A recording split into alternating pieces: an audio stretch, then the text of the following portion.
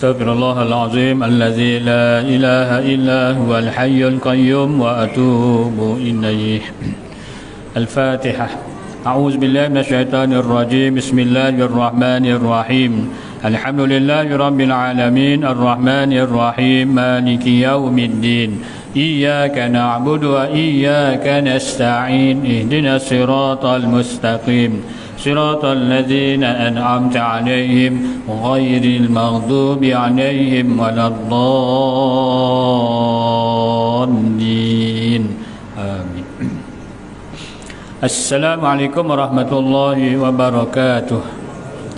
بسم الله الرحمن الرحيم. الحمد لله رب العالمين. نحمده ونستعينه ونستغفره ونعوذ بالله من شرور أنفسنا ومن سيئات أعمالنا. من يهده الله فلا مضل له ومن يضلله فلا هادي له.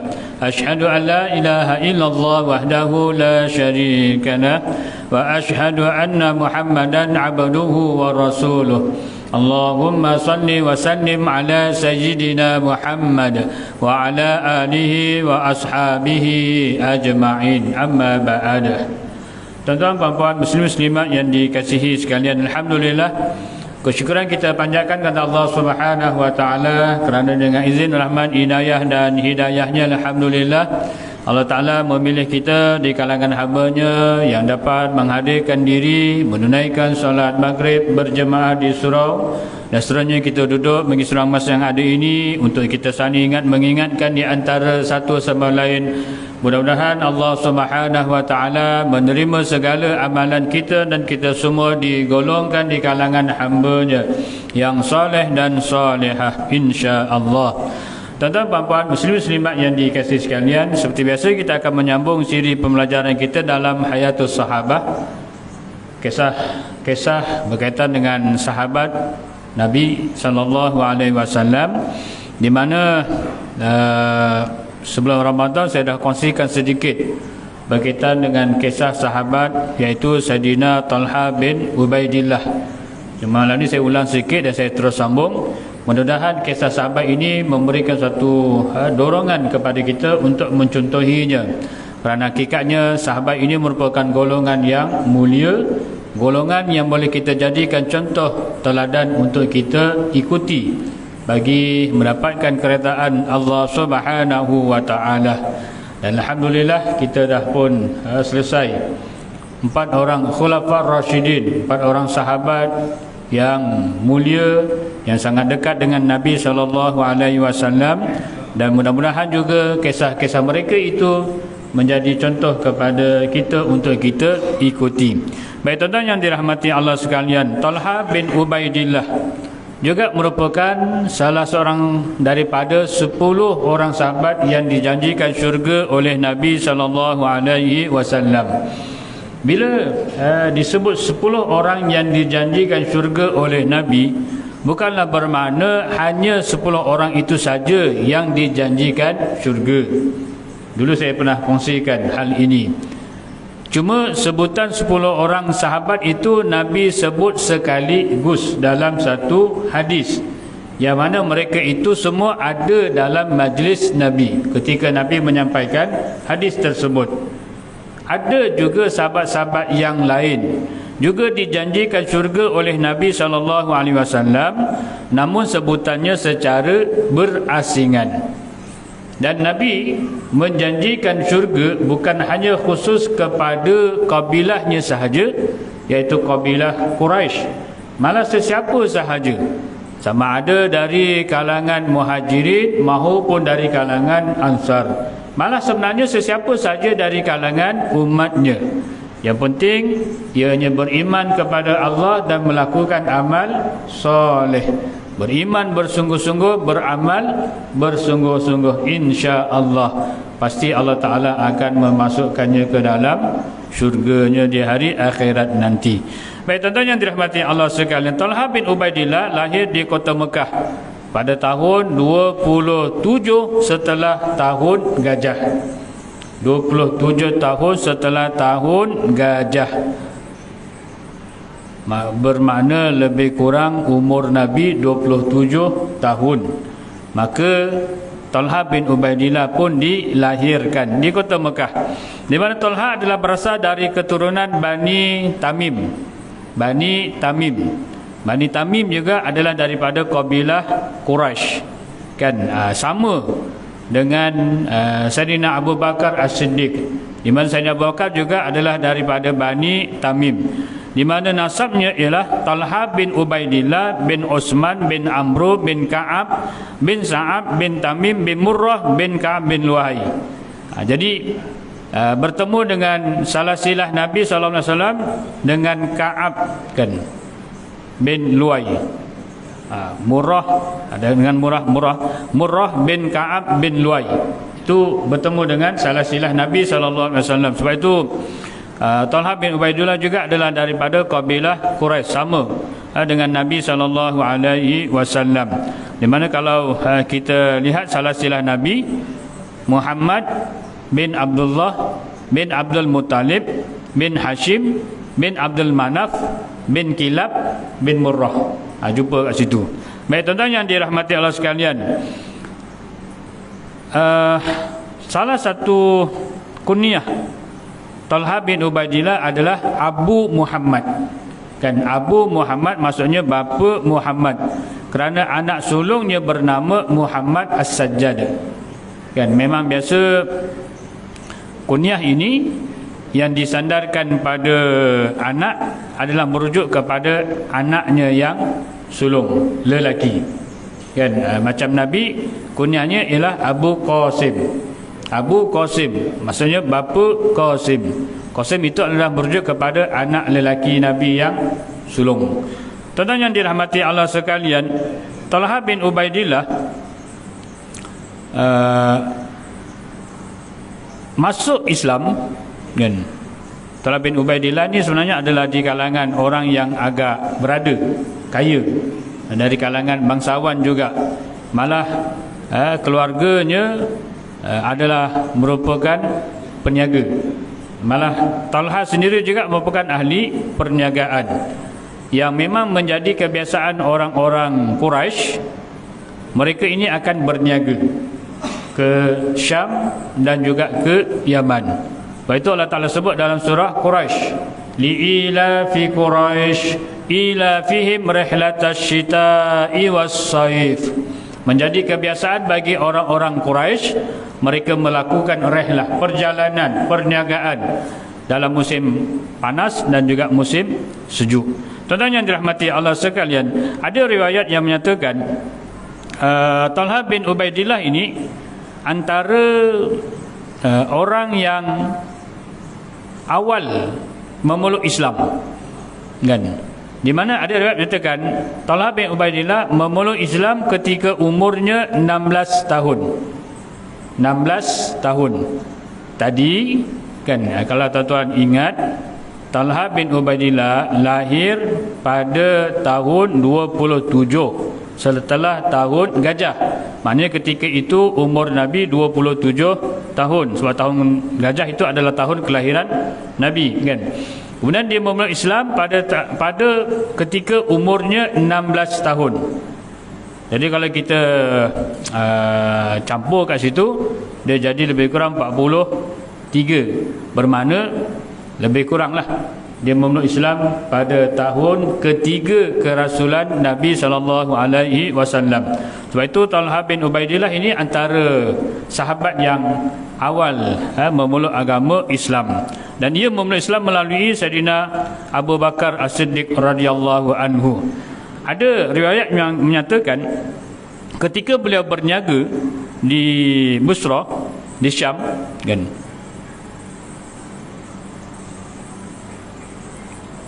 ketika itu datang seorang rahib ke pasar dan bertanya kepada peniaga-peniaga yang ada di situ dengan menyatakan, wahai sekalian peniaga, siapakah di kalangan kamu yang datang daripada tanah haram? Yang datang daripada tanah haram, maksudnya Mekah, kan? Lalu Talha bin Ubaidillah pun segera menjawab, aku, kan, yang kebetulan tak jauh daripada rahib tersebut dan mendengar pertanyaan yang diajukan oleh rahib. Maka Talha pun menjawab, aku. Kan? Jadi bila Talha menjawab aku, maknanya dia mengaku bahawa dia adalah orang dari tanah haram yang tinggal di Mekah. Maka rahib pun bertanya, adakah Ahmad telah muncul? Ahmad telah muncul. Itu Nabi, kan? Sebab nama lain Nabi selain daripada Muhammad adalah Ahmad, kan? Jadi adakah Ahmad telah muncul? Maka Talha pun bertanya, siapakah Ahmad? Dan Talha bertanya kepada rahib tersebut. Maka rahib pun memberikan penjelasan bahawa Ahmad itu adalah anak kepada Abdullah bin Abdul Muttalib, di mana bulan ini ia dibangkitkan. Dia dibangkitkan di tanah haram dan akan berhijrah ke tanah yang banyak pohon kurma dan hasil pertanian. Diberikanlah tanda-tandanya, di mana ia dilahirkan di tanah haram dan kemudiannya akan berhijrah ke tanah yang banyak pohon kurma dan juga hasil pertanian. Itu adalah merujuk kepada Madinah. Dan ini memang ditunggu-tunggu oleh orang-orang Yahudi dan juga orang-orang Nasrani, kerana mereka telah pun mendapat maklumat ini daripada pendeta-pendeta mereka dalam kitab-kitab mereka. Malah lama dah mereka tunggu, dan memang telah dinyatakan tentang kelahiran Nabi SAW. Kemudian ada padanya tanda-tanda dan sebagainya.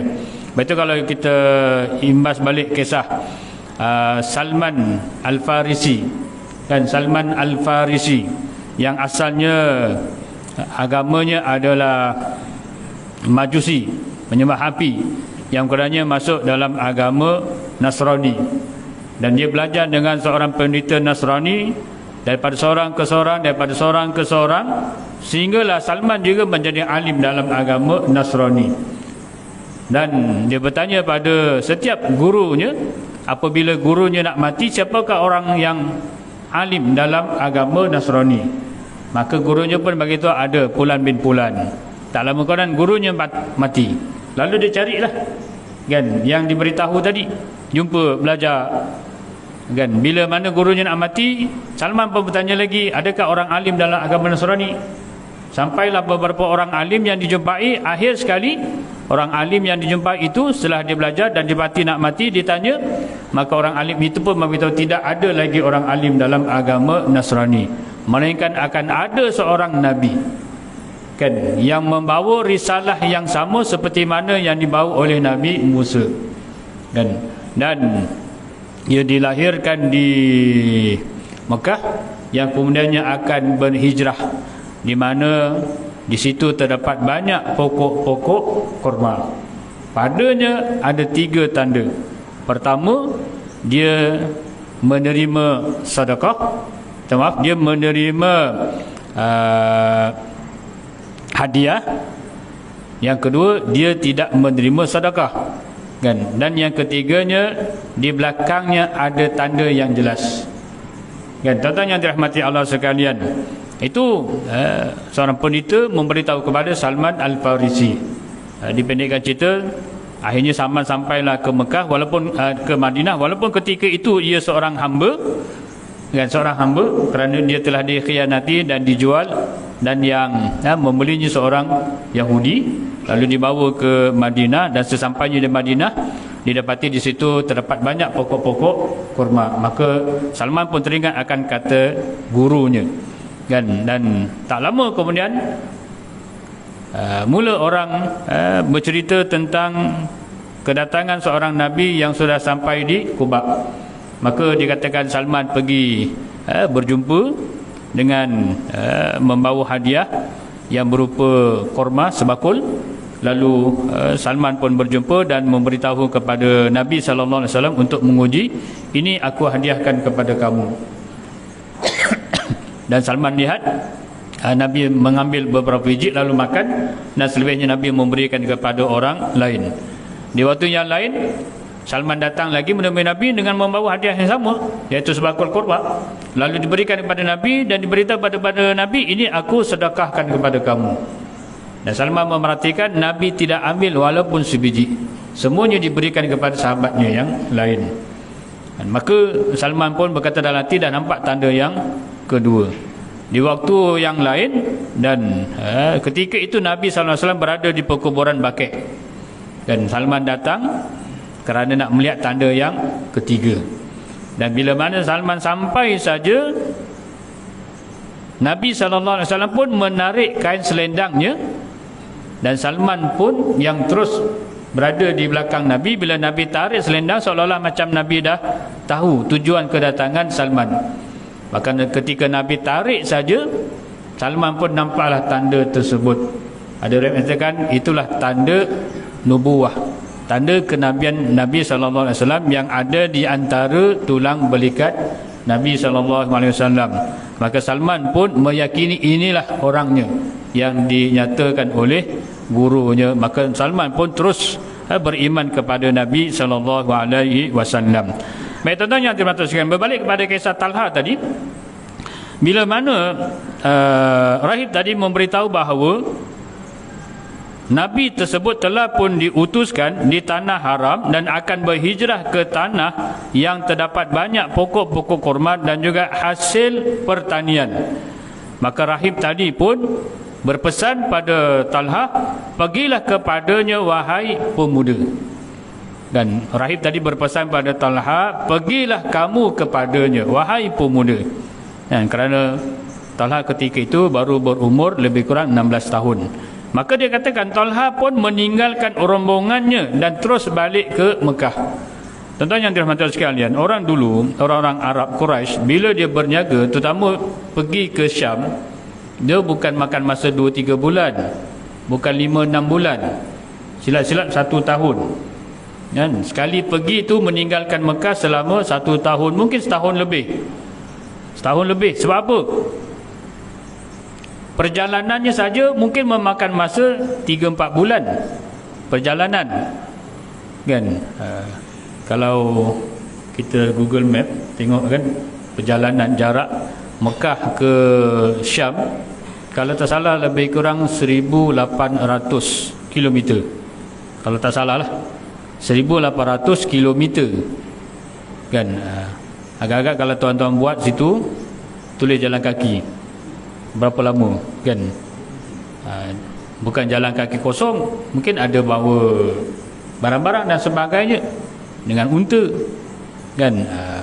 Jadi membawa barang dagangan sudah tentu memakan masa yang agak lama, kan? Sebab itu kalau kita imbaskan balik kisah peristiwa Isra' dan Mi'raj, kan, bila Nabi menceritakan kepada pembesar-pembesar Quraisy, mereka tak percaya, kan? Dan mereka anggap pelik sebab Nabi nyatakan berlakunya itu sebahagian daripada malam, sedangkan nak sampai ke Baitul Maqdis pun memakan masa lebih kurang 3 bulan. Ini Nabi menyatakan sampai ke Sidratul Muntaha bertemu Allah Subhanahu Wa Taala tak sampai pun 1 malam, kan? Sudah tentulah mereka tak percaya, tapi hakikatnya itu adalah kekuasaan Allah Subhanahu Wa Taala. Katakanlah kita ambil 4 bulan contoh, perjalanan 4 bulan nak sampai ke Syam, balik lagi 4 bulan, dah berapa lama? 8 bulan. Takkan nak menjaga kat sana sebulan? Dan tentu tak berbaloi lah, kan? 4 bulan pun mungkin tak berbaloi juga. Kalaupun dia berniaga 4 bulan kat sana, bermakna dah setahun, kan? Pergi 4 bulan, balik 4 bulan, meniaga 4 bulan, setahun lah, kan? Adakah mereka meninggalkan Mekah untuk pergi berniaga setahun? Mungkin lebih, kurang tu mungkin taklah, lebih. Jadi tuan-tuan yang dirahmati Allah sekalian, Talha bin Ubaidillah bila diberitahu kepada rahib tadi menasihatkannya agar pergilah kamu kepadanya, maka dia katakan Talha pun terus meninggalkan rombongan dagangannya dan terus balik, kan? Balik ke Mekah. Dan sesampainya di Mekah, dia terus bertemu dengan sahabatnya, iaitu Sayyidina Abu Bakar, yang telah pun terlebih dahulu memeluk Islam, kan? Sebab Sayyidina Abu Bakar ni orang yang terawal, kan? Orang lelaki yang terawal memeluk Islam, kan? Juga mendapat petunjuk ataupun dia khabarkan oleh seorang pendeta. Dan Sayyidina Abu Bakar sangat meyakini, dan ternyata tanda-tanda yang dinyatakan oleh pendeta itu ada pada Nabi SAW. Maka dia tanpa berlengah terus beriman dengan kerasulan Nabi Muhammad SAW. Di mana bila bertemu dengan Sayyidina Abu Bakar, maka Sayyidina Abu Bakar pun meyakinkan Talhah tentang Islam, tentang agama yang dibawa oleh Nabi SAW, yang kemudiannya membawa Talha bertemu dengan Rasulullah SAW. Maka akhirnya Talha pun mengucapkan syahadah di hadapan baginda Nabi SAW.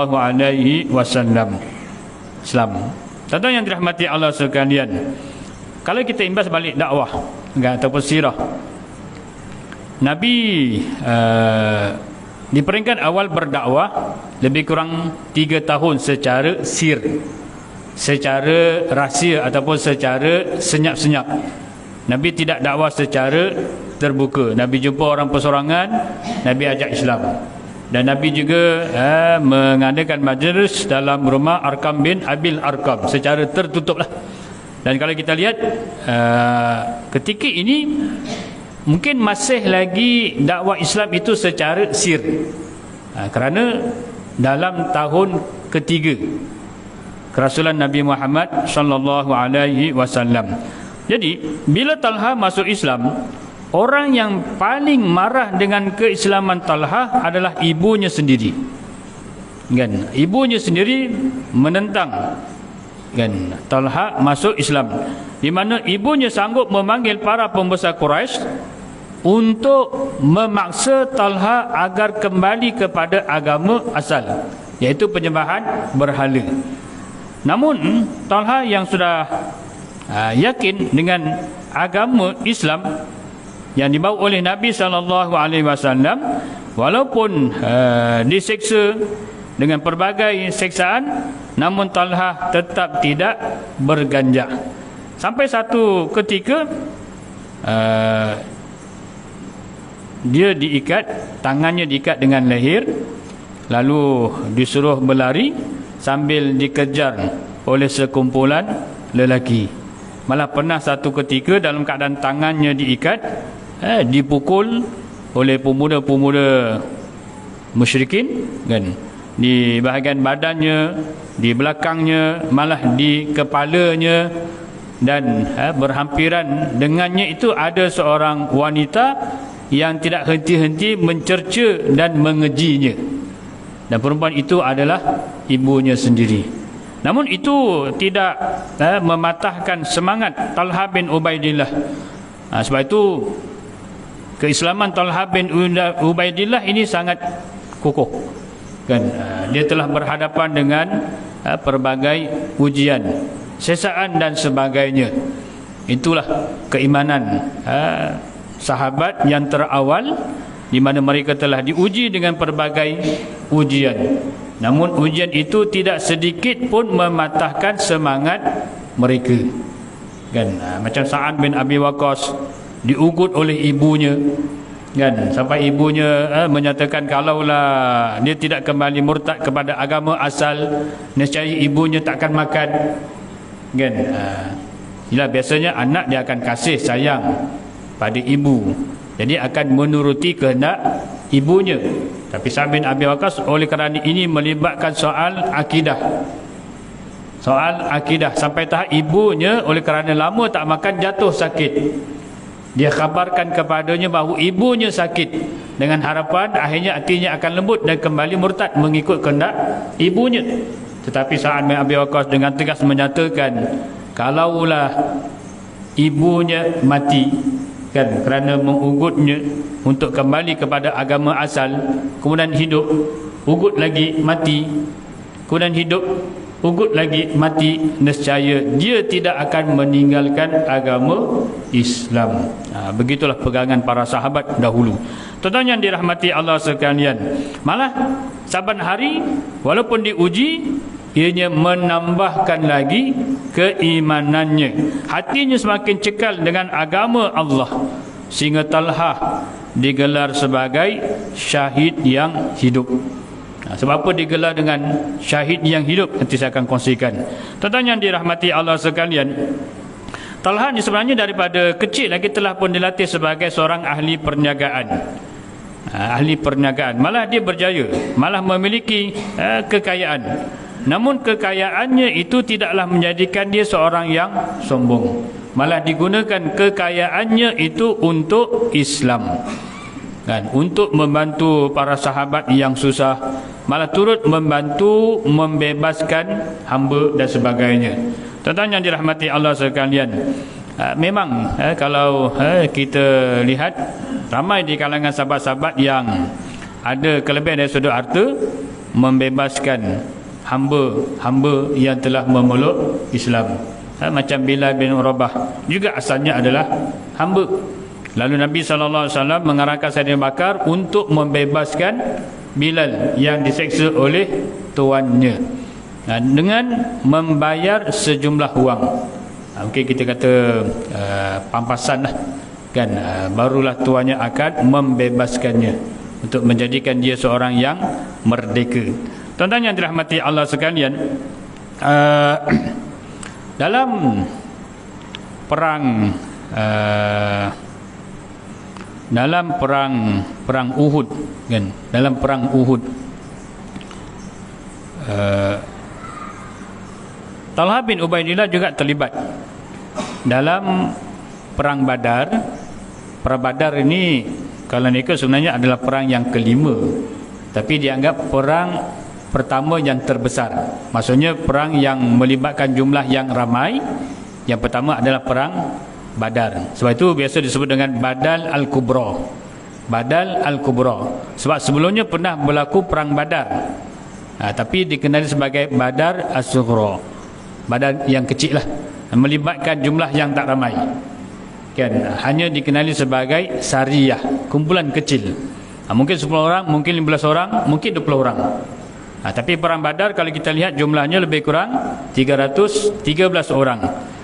Jadi dalam perang Badar sebenarnya Talha bin Ubaidillah tidak terlibat, kerana ia telah diperintahkan oleh Nabi SAW ada satu urusan.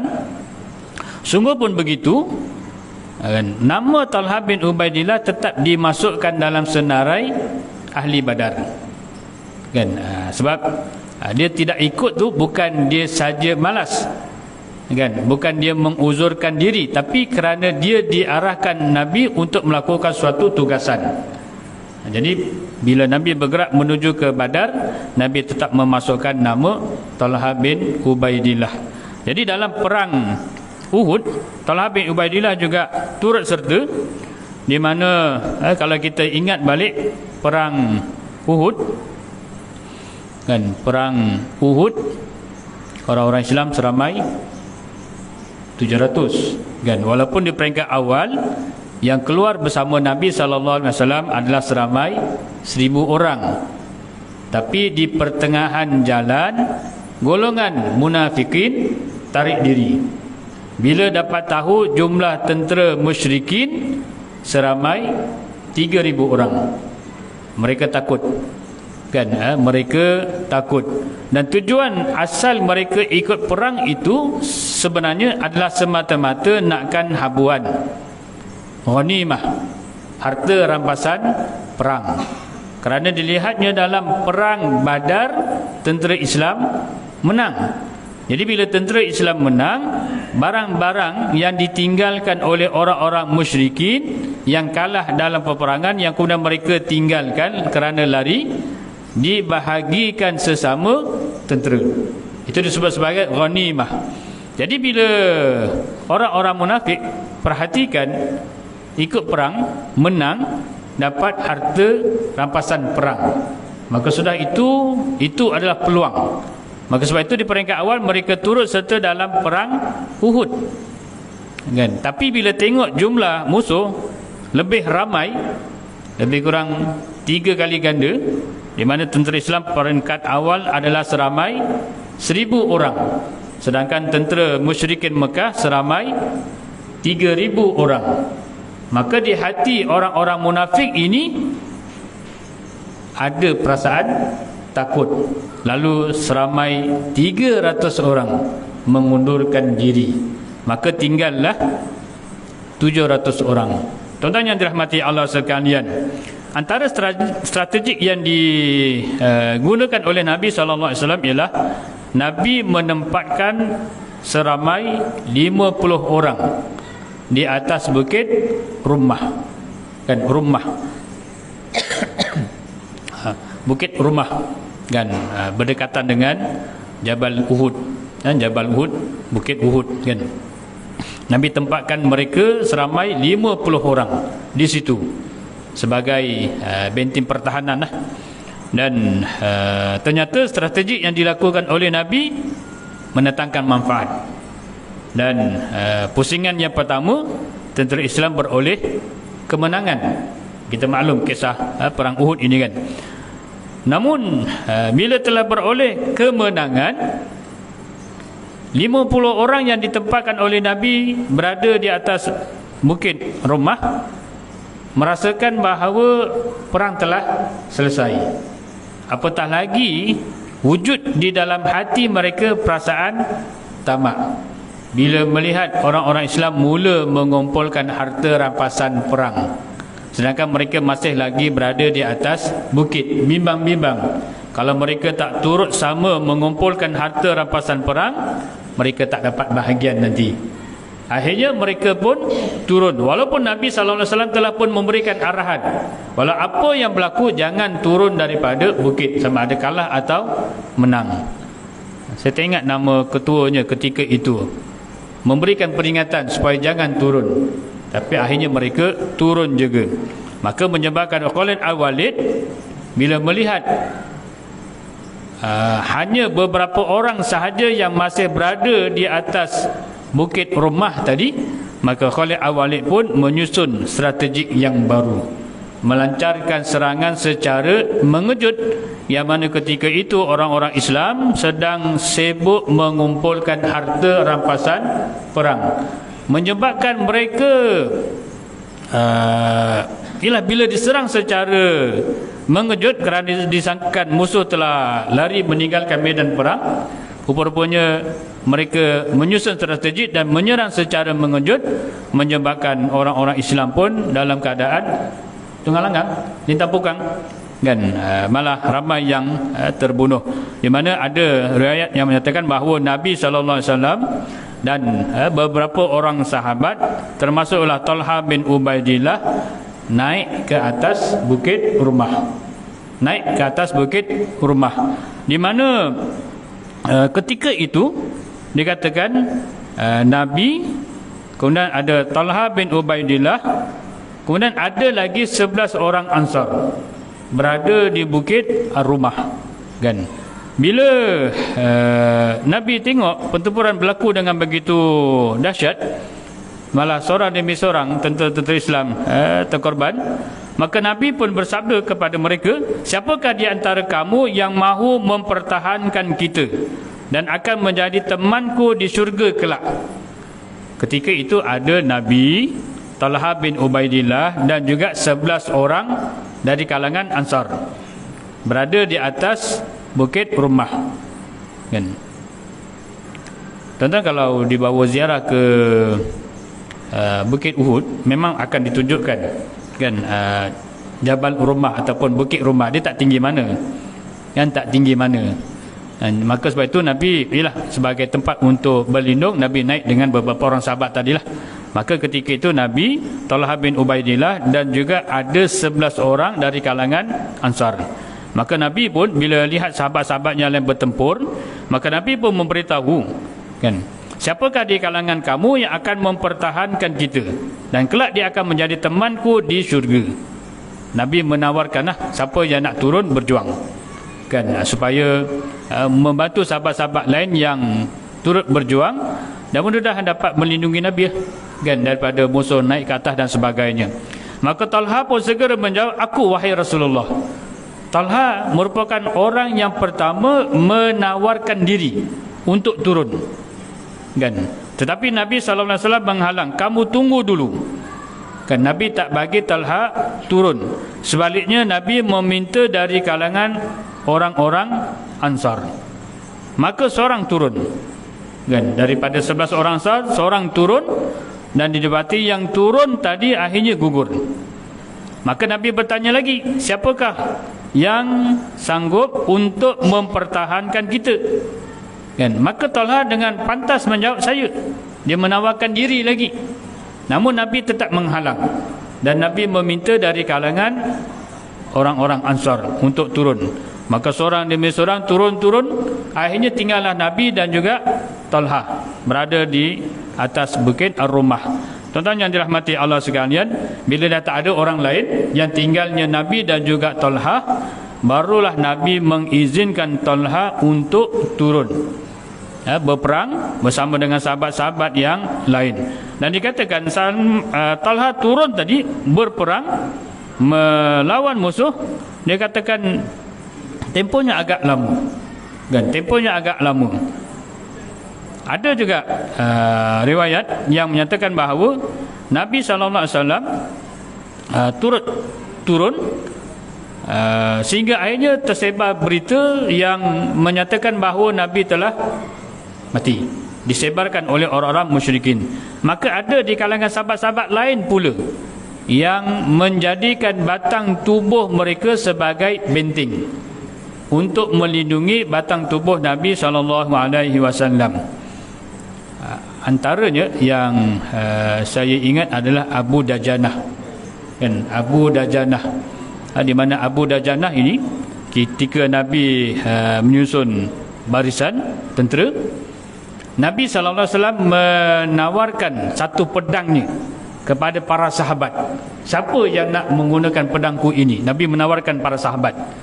Maka Abu Dajanah tampil, dan dia berkehendak untuk menggunakan pedang Nabi.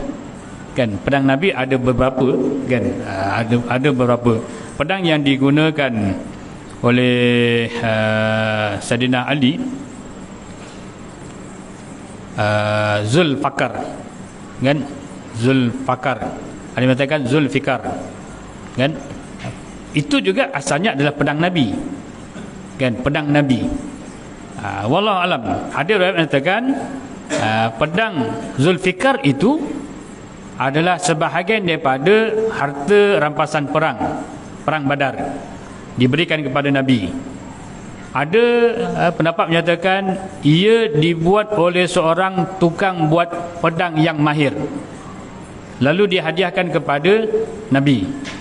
Dan ada juga pendapat menyatakan pedang Zulfikar itu dibawa khas oleh malaikat dan diberikan kepada Nabi. Wallahu alam. Dan ada juga riwayat menyatakan pedang Zulfikar tadi Nabi memberikan kepada Sayyidina Ali bin Abi Thalib dalam perang Uhud, bila mendapati pedang yang digunakan oleh Sayyidina Ali telah patah. Wallahu alam. Baik tuan-tuan yang dimuliakan, jadi sebelum berlakunya perang, Nabi ada beberapa pedang lah, dan Nabi memegang salah satu pedangnya dan mempelawa sesiapa di kalangan sahabatnya yang nak menggunakan pedang Nabi. Maka tampillah Abu Dajanah. Lalu Nabi pun memberi pedang Nabi kepada Abu Dajanah. Dan bila Abu Dajanah dapat menggunakan pedang Nabi, dia rasa bangga.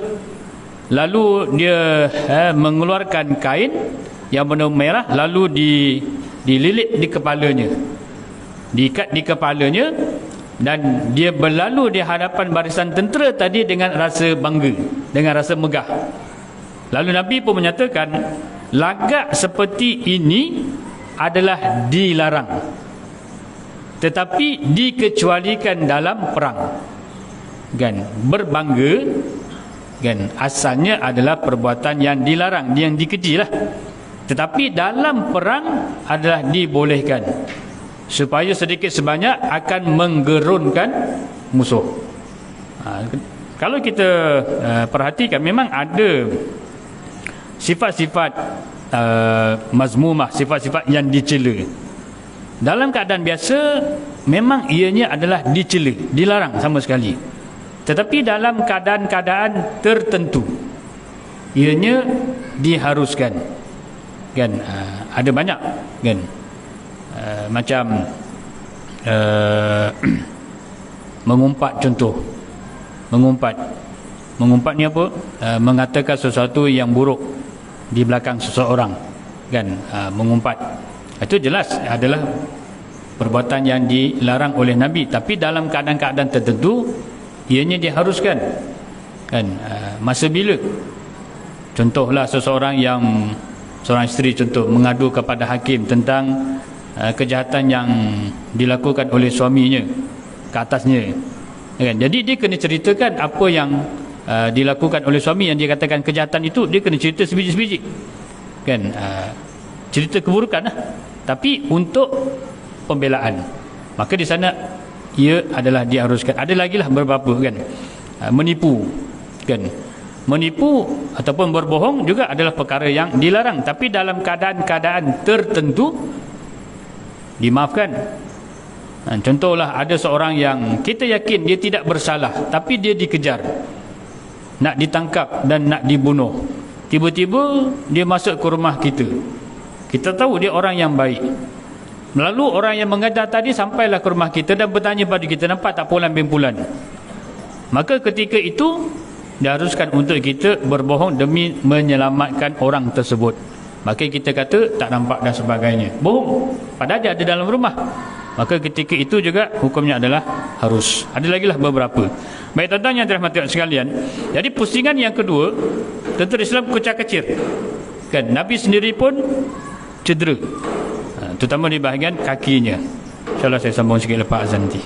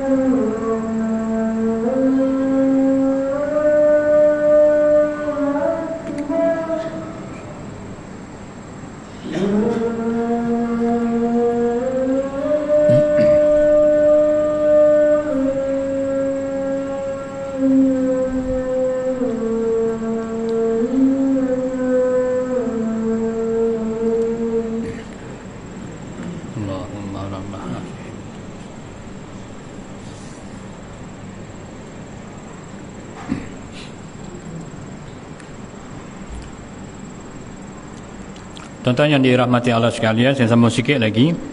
Apabila perang tamat, kan, di mana secara umumnya pusingan kedua tu kemenangan di pihak musyrikin Mekah.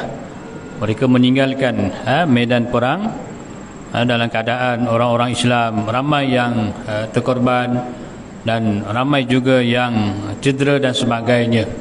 Maka di kalangan sahabat yang selamat meninjau, melihat sahabat-sahabat yang gugur di medan Uhud, dan akhirnya mereka berjumpa dengan Talha bin Ubaidillah yang pada mulanya disangkakan telah syahid, kan, kerana di tubuh badannya terdapat luka-luka yang sangat banyak, kan, maknanya badannya berlumuran dengan darah. Malah salah satu pergelangan tangannya juga putus, kan. Dalam keadaan Talha bin Ubaidillah disangkakan telah gugur syahid, kan, kerana luka-luka yang ada di tubuh badannya. Ada riwayat menyatakan sebanyak 79 luka-luka, mana satu badan, termasuklah mungkin bahagian kepala dan sebagainya. Dan ada riwayat menyatakan tak kurang 70 luka yang dialami oleh Talha bin Ubaidillah, sehingga ramai yang menyangkakan bahawa Talha bin Ubaidillah telah gugur syahid. Dan ternyata Allah Ta'ala menyayangi Talha kembali hidup, kerana ketika itu ia hanyalah pengsan. Tuan-tuan yang dirahmati Allah sekalian, bila Talha sedarkan diri hidup, kan, maka orang ramai memuji Allah Subhanahu Wa Ta'ala. Dan bila diberitahu kepada Nabi SAW, maka Nabi pun menyatakan, sesiapa yang ingin melihat orang yang berjalan di muka bumi ini sesudah mengalami kematiannya, lihatlah Talha. Sebab itu dia digelar dengan syahid yang hidup, kan, kerana disangkakan telah gugur syahid dalam medan Uhud.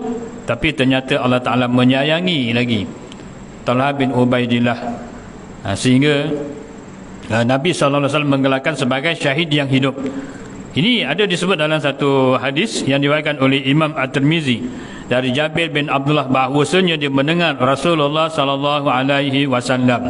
Dia mendengar, kan, mendengar sendiri sabda Nabi SAW, man sarrahu ayyanzura ila syahidin yamshi ala wajhil ard falyanzura ila Talha bin Ubaidillah.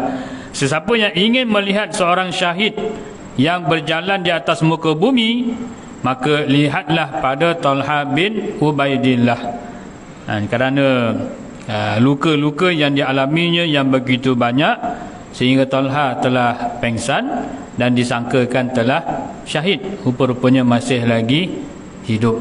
Maka sebab itu Nabi SAW menggelar Talha bin Ubaidillah sebagai syahid yang hidup, kan. Syahid apa? Maknanya orang yang mati dalam medan perang untuk menegakkan agama Allah Subhanahu Wa Ta'ala, tapi ia masih hidup, kan. Malah selepas daripada itu ia tetap terlibat dalam perang yang disertai oleh Nabi SAW. Begitulah semangat jihad yang ada pada Talha bin Ubaidillah. InsyaAllah akan datang kita lihat kisah yang berikutnya, sehingga membawa kepada syahidnya Talha bin Ubaidillah, iaitu di zaman Sayyidina Ali bin Abi Talib, apabila berlaku salah faham selepas atau ketika berlakunya perang Jamal. InsyaAllah kita akan lihat kisah selanjutnya. Mudah-mudahan memberikan manfaat kepada kita semua. Yang baik itu datang daripada Allah Ta'ala, yang salah silap itu merupakan kelemahan diri sendiri. Kita akhiri dengan sedikit doa, mudah-mudahan Allah Ta'ala memberkati dan merahmati kita semua. A'udzu billahi minasyaitonir rajim. Bismillahirrahmanirrahim. Alhamdulillahi rabbil alamin wassalatu wassalamu ala asyrafil anbiya'i wal mursalin wa ala alihi wa sahbihi ajma'in. Allahumma iftah alaina futuhal 'arifin warzuqna fahman nabiyyin bija'i khatamal mursalin. Allahumma faqihna fid din wa 'allimna ta'wil wahdina siratal mustaqim. Rabbana atina fid dunya hasanah wa fil akhirati hasanah wa qina azaban nar. Walhamdulillahi rabbil alamin. Wal a'lam. Assalamualaikum warahmatullahi wabarakatuh.